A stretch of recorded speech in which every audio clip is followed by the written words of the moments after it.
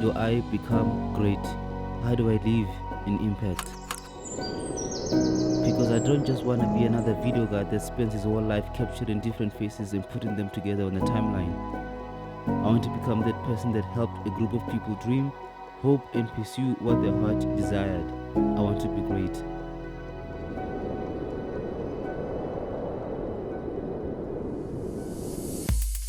But there's no shortcuts.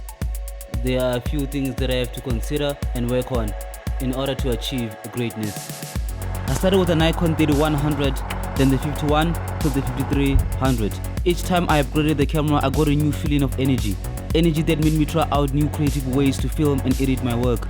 For a while, I stuck with the D5300 alongside with the kit lens and the 35mm f1.8. And I've always fought against the idea of buying a new camera because of this famous saying, gear doesn't matter. Until I upgraded to a mirrorless camera, the Fuji X-T3. That was when everything changed. At the same time I got my first mirrorless camera, me and Brandon got commissioned to produce a 10-episode action comedy series. That was also when I got our first LED light. And then when I started shooting with it, I was blown away with the quality I was producing. That was when I realized that the saying of gear doesn't matter was a lie, which made me realize that the gear that you use can either demotivate or motivate you.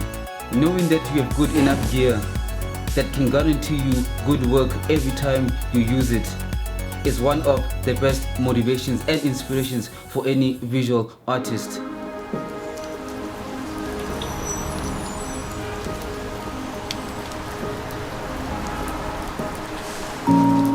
I mean, if you had a lens that could blur out the background, wouldn't that inspire you? If you had a diffuser and a bounce board when shooting outside under the harsh sunlight to make the lighting on your subject soft, wouldn't that not inspire you?